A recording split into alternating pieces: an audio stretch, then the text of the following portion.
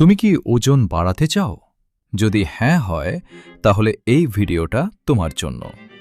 Today I'll tell you the 3 most important mistakes যেগুলো যদি তুমি ঠিক করতে পারো তাহলে কিছু মাস পর আয়নার সামনে নিজেকেই চিনতে পারবে না। এটা একটু কঠিন লাগতে পারে, কিন্তু যদি তুমি সত্যি ওয়েট গেইন করতে চাও তাহলে এগুলো ফলো করতেই হবে। স্টেপ 3, তোমার বডি এমনিতেই ক্যালোরিজ বার্ন করে কিছু না করলেও। তুমি যত ক্যালোরিজ বার্ন করো তার চেয়ে বেশি খেতে হবে ওয়েট গেইন করার জন্য। ফর এক্সাম্পল, যদি তোমার বডি 2000 ক্যালোরিজ বার্ন করে তাহলে তোমাকে খেতে হবে 2300 থেকে 2500 ক্যালোরিজ। এটাকে বলা হয় BMR, breathing, blood circulation, body temperature. এমনকি তুমি চিন্তা করলেও ক্যালোরিজ বার্ন হয়।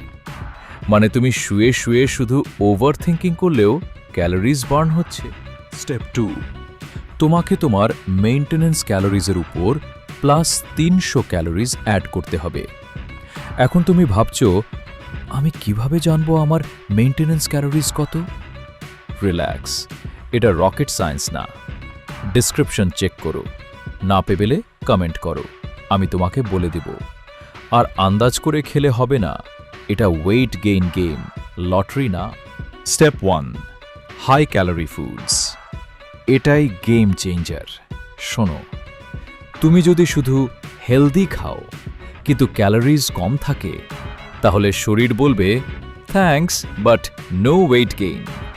তাই স্মার্টভাবে খাও।